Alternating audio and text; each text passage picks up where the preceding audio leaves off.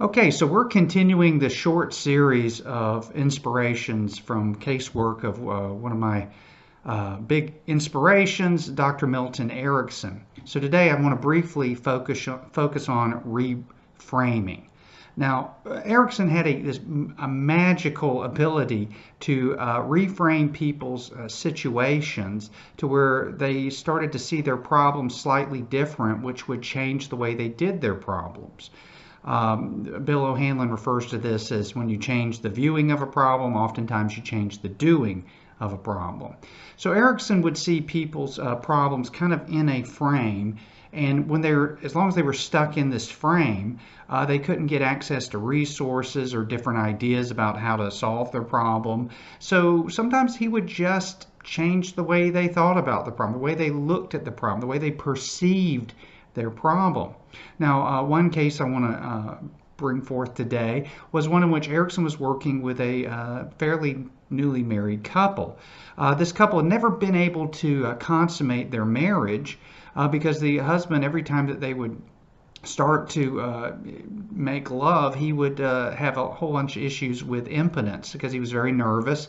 And then apparently, this happened enough times, the wife was getting frustrated. So he was anxious about being anxious, and then the frustration with the wife made all of this a real mess. So when the couple came to see Erickson, Erickson listened to their problems and listened to the wife's displeasure in how things were going. So he then dismissed the husband from the room and then turned to the wife privately and said, just to be clear, it's very hard for your husband to kind of deal with a woman as attractive and sensual as you are. You're so beautiful that I'm afraid unconsciously it's causing him a great deal of anxiety. And that anxiety is keeping him from performing.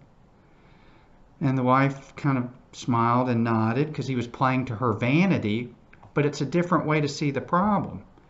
So within a week or two, the couple reported back to Dr. Erickson that things had finally been consummated. The husband had finally, even though he was nervous, able to overcome some of his nerves.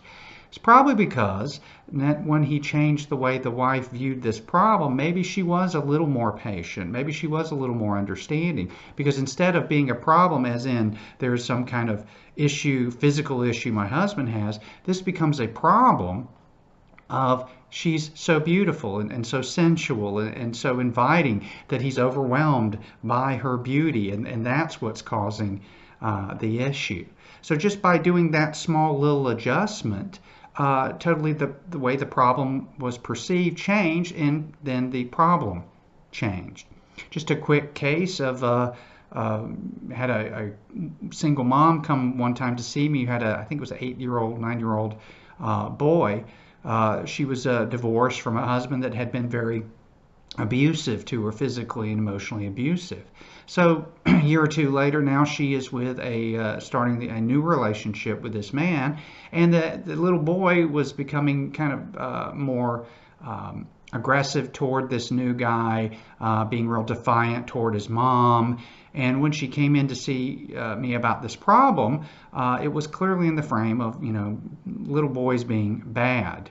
But then when we talked a little more, I just asked her if she appreciated how much her son was trying to protect her, to really feel this new guy out, to see if he can handle somebody being angry with him or frustrated with him without resorting to violence. In a way, he was kind of assisting her in discovering if this guy had what it takes to deal with her. So he was actually mama's little helper compared to bad little boy. So once that frame kind of shifted for her, when he acted out, even though it was still there had to be a consequence or bad behavior, her emotional reactions were slightly different, which caused the way he the little boy, reacted to be a little different, and possibly the boyfriend when she shared this new perspective on.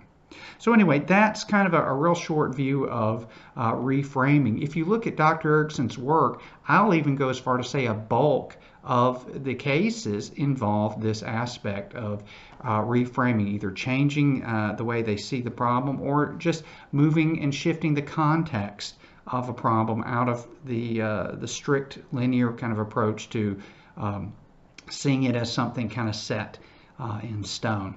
So I hope this helped. I'll see you on the next one.